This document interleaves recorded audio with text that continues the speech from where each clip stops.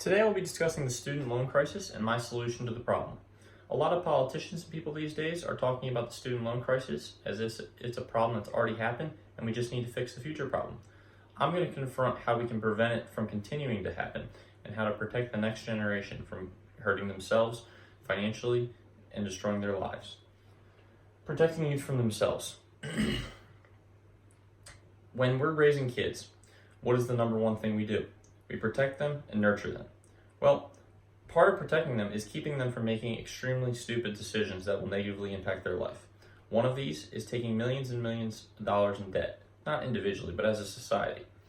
We need to stop this from happening. It's a $1.6 trillion problem. There is a lot of people out there bogged down by debt right now. We need to confront it and stay in front of it if we want to keep the next generation from having another $1.6 trillion in debt and hurting their lives as much as the current generation has hurt theirs. How do federally insured student loans work? First, to understand how to fix a problem, you gotta know what they are. They are basically loans that people can take and they're backed by the government. So you, the taxpayer, guarantees that they can get these loans. The other thing is they're non-bankruptable. So once you take them, there's no getting out of them, no matter what, pretty much. There's certain exceptions, but there aren't very many.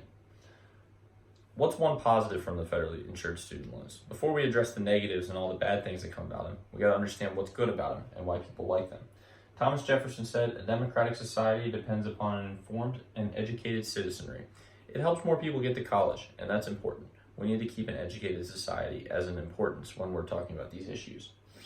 If we just say, oh, it doesn't matter, then we devalue education, and that's not what we want to do. Positive number 2. Helps underprivileged people be able to attend universities. Why is this good? It helps people that otherwise wouldn't be able to go to university get loans to do that.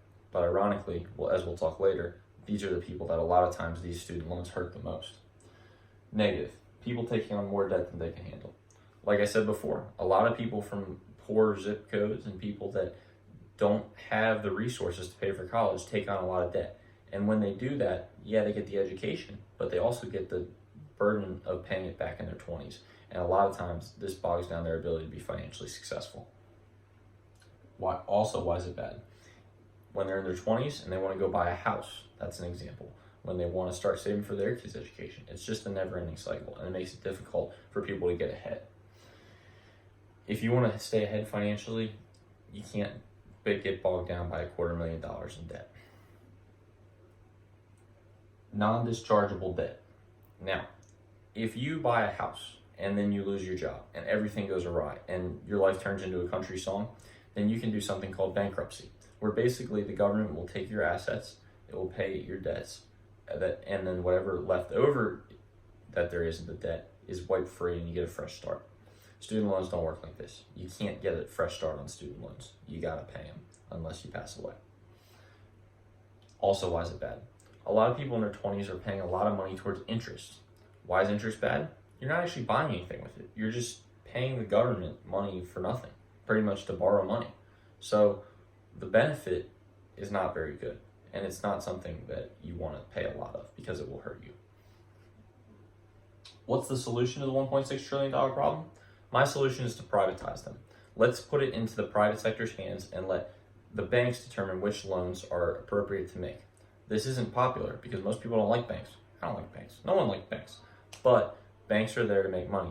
And banks know that if someone can't pay a loan back, then they won't give it to them. And this will keep people from taking loans that they can't afford. Now, when the banks take these, it will put them in a position that they won't have to give everyone loans. Currently, pretty much everyone can get a student loan, even if they're not going to be able to pay it back. So the government gives people loans knowing fully well that they're going to struggle through this in their 20s and 30s. This is not something that's good. Why will the banks not loan people money? If they can't afford it. If they think that the loan is not a good loan to make because people won't be able to pay it back, then they won't give the loan. If they think people are going to be able to pay it back, then they will give the loan. So people that can appropriately pay back their debt and they think are good creditors that are capable will be able to get student loans. Why is this bad? It's going to keep some people from going to college. There's going to be a lot of people out there in this plan that are going to get hung out to dry. Do I have a great solution for this? No. But my solution is you're better off having a couple people not be able to go to college than have millions and millions of Americans be bogged down by debt every single day. Why is it unfair? It gives an unfair advantage to people from higher income earning parents. If your parents make a lot of money and are willing to sign off on the loan, it's much more likely that you'll be able to get a loan from a bank. If you don't have a lot of money and you come from a poorer zip code, it will make it more difficult. But grants and scholarships should still be a thing. I don't want to get rid of those programs. The positives outweigh the negatives. Now, that 20-year-old that couldn't go to college and they wanted to go to school and pay $100,000 to get that degree, they might not be able to do that, but that doesn't mean they can't go to trade school and get a great job or go somewhere else and work for 2 years, and then once they have credit, go back and go to college. It'll help them be financially successful and be able to get a house and things like that down the road. Again, the tuition and fees, just weighing down people. We don't want to do that. We don't want to put people in positions where they can't afford to do what they're doing. You don't want to give a person that can't afford $1 million house and then make them pay it back, because they won't be able to. Let's not put our students in this same situation. What will we avoid? $1.6 trillion in debt. That's where we are right now, and it's going to keep going up under the same system. And there's going to be more and more 20 and 30-year-olds destroyed by this every single day and held back from being able to go buy houses, start families, and do great things, and start businesses and help the economy. This is not something we want. We want people to be in a position where they're financially successful, to create a prosperous economy and help everybody. What will this accomplish? That's what we want. We want the prosperous economy.